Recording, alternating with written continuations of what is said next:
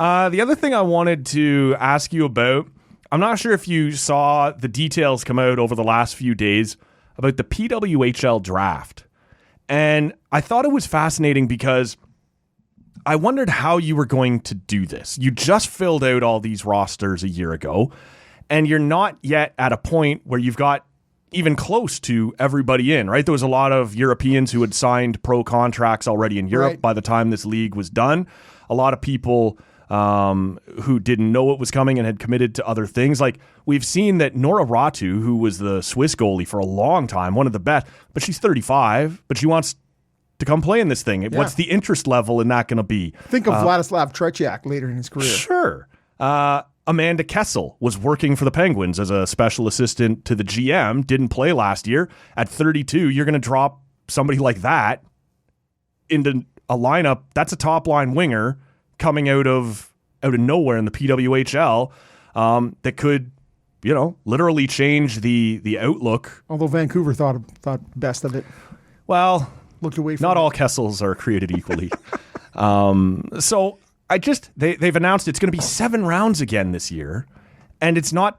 The interesting part to me is that it's not like the NHL where these are all kids and we have development leagues that we can send you. Like, there's going to be 42 draft picks out of 160 people who've declared for the draft. A lot of them are just going to be told, go home, right? Like, we got nothing for you. Go do whatever else you were going to do before that. And at 7 rounds, you've got the young players who are just becoming eligible, and then the ones, like I mentioned, who got out of European pro leagues, your Amanda Kessels and your Nora Ratus and those sorts of people.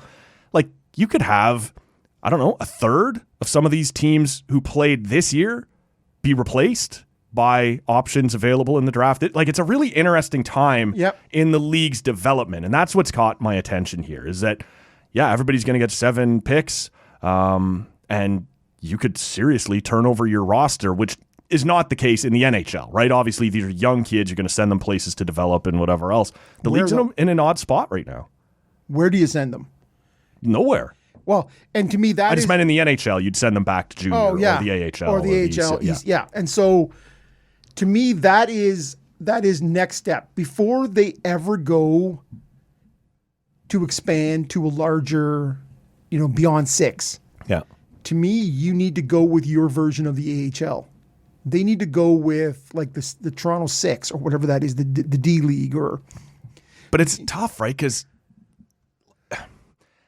it's money, and I know that it's not just for the teams. And will you sell as many tickets for a B League at this point? Of course you won't. And it's not like the players in the PWHL are making huge money. What is a step down from that will make those players willing to go to your development league? Well, I think it comes down to back in the day when people were playing in the AHL, the Don Cherry, the 60s era AHL, where I sold cars in the summertime and I played for the Springfield Indians in the winter, right? There were NHL guys in those days who were still CFL players and so other jobs. So to me, it just means where your league is at.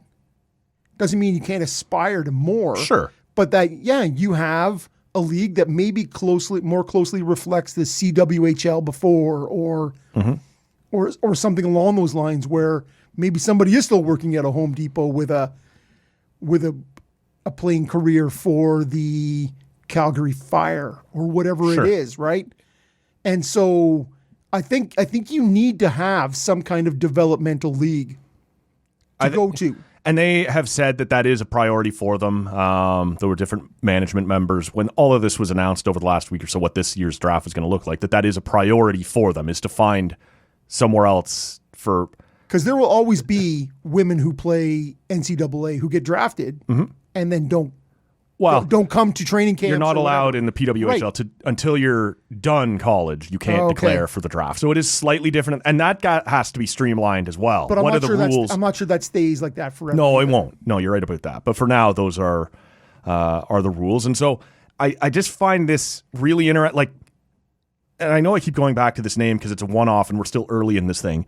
But Amanda Kessel, you're going to draft a multiple-time Olympian, a point leader at all kinds of world championships. That's your top line right winger Yeah. Out of nowhere. Like, that is franchise changing at the draft. And so she's 32 years old. And I'm curious, for a team like New York, who that's a big market that had some trouble. They were playing on Long Island. They were playing in Connecticut. They were playing in New Jersey. Hard to draw a fan base when you're constantly moving around. They end up finishing last. Would you go to, the consensus number one is Sarah Fillier, right? Who's by all accounts supposed to be the next Poulin, no pressure. Yeah. You take her fresh out of college, the young star you build around, or do you try and boost your franchise right away with an Amanda Kessel who can come in and maybe get you going next year and maybe right into a playoff spot? Well, and I clearly don't know enough about. Well, neither one of us do. Right, but I have seen enough of Sarah Fillier to know. Yeah, you take that. I'm taking her first, and I'm taking all the runway in front of her and her already existing skill level. Yeah, and I agree with you. I guess my question would be, what type of team goes and gets Amanda Kessel? Is it one of the teams that already went to the final that would maybe, and how early would you do it? She's 32, right? This is a consideration. The bulk of her career is behind her, but she's still incredibly capable of filling the net for somebody. If you are one of the teams that made the playoffs or is in the final here, how early do you jump? What type of team is the right team to do it? There is some talk, she'd prefer to stay in the U.S., which isn't overly surprising, but Boston and Minnesota are both in the finals. Yep. I don't know where, Nora Ratu at 35, at her best, was one of the top 2-3 goalies in the world.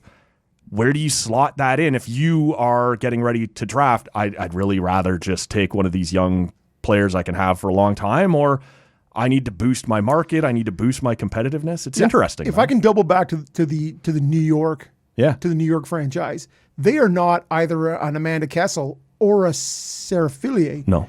Away from having big headline splashes. No.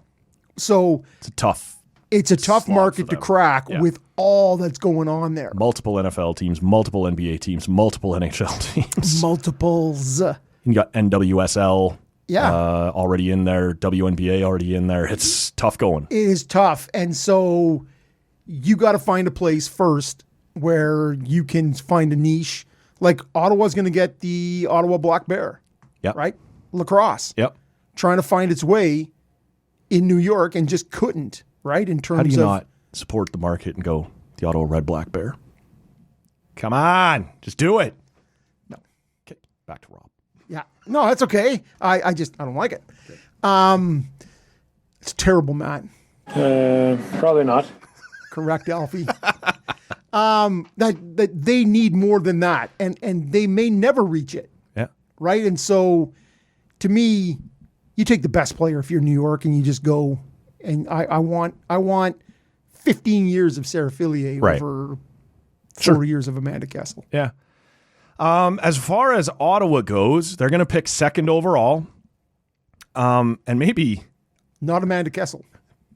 Probably not Amanda Kessel. But although if New York did, hey, well, if Ottawa was Sarah come Fillier, on, that would be awesome. There's some interesting names here. Maybe just for Sens fans briefly, there is a Dara Gregg and a May Batherson in the draft, sisters of current senators. Well, and I want Ridley's sister if she's anything. If she's anything like him. Loves to hammer a slap shot into an empty net. She's all about it. Well, all those, whatever it Where's is. Morgan Riley's sister? Get her. Who hasn't said that once or twice? Oh, no. Yeah, okay. No, but to me, you can't, you gotta love that personality. Sure. Yeah, I don't know enough about where these, it doesn't sound like either one of them are anywhere near being second overall, but maybe later on, if you could grab one of them, kind of fun in the market to have 7 rounds. Sure. So that could be fun.